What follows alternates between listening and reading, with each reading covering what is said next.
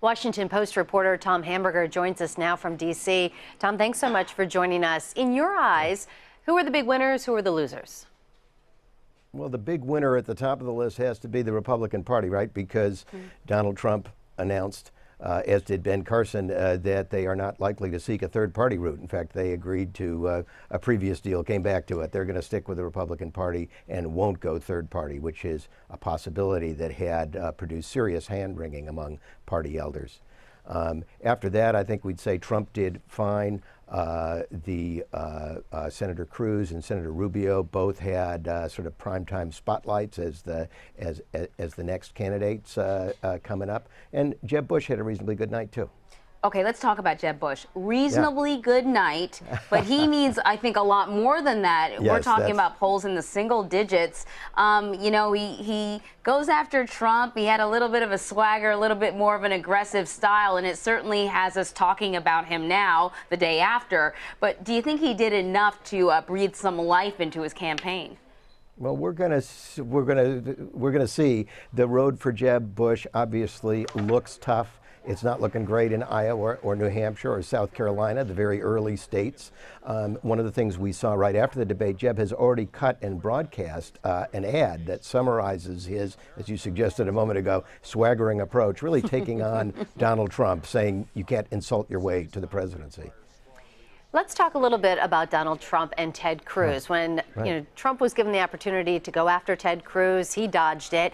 He actually complimented him. What do you make of their dynamic? Well, of course, the expectation going into this is that the number one and number two contenders in Iowa at the moment would really go after each other, one trying to take the other out. And it seems that what happened last night was they decided not to take on each other. Trump put his arm around Senator Cruz at one point. It seems that for the moment they have a truce. Neither wants to give ground. This would be my thought on it. Neither wants to give ground to any of the hungry competitors. So they stay at number 1 and 2, and they come back to fight another day. So instead, though, we saw Ted Cruz clash with Marco Rubio several times last night. Yes. Do you think it was a winner or a loser out of those two together? I think both of them were getting the spotlight in a big way. Marco Rubio may have, first of all, is a very good debater, thinks well on his feet, is calm and persuasive. He was the candidate who was really under attack, it seemed to me, more even than Cruz or others were, in part for his immigration stand, which is something that's going to be troublesome for him in a Republican primary or Republican caucuses. Christie is doing very well in New Hampshire. He had a pretty solid performance last night. Do you think he will gain some traction outside of New Hampshire in light of that? So Christie had these, first of all, very tough lines about his response to terror and cited repeatedly his experience after 9/11 prosecuting terrorism.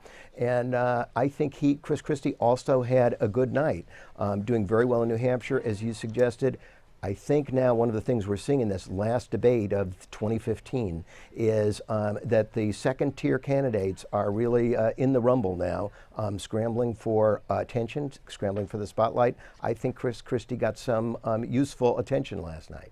You know, Tom, a few weeks ago, maybe prior to the terrorist attack in Paris, I would have been talking to you about Ben Carson. He was polling, you know, he was the number 2 guy, and he's really taken a slide. And leading up to this debate, there was a lot of people were questioning whether or not he would be able to perform well because the focus was probably going to be on foreign policy. How do you think he did? I think that Ben Carson held his own last night for the most part.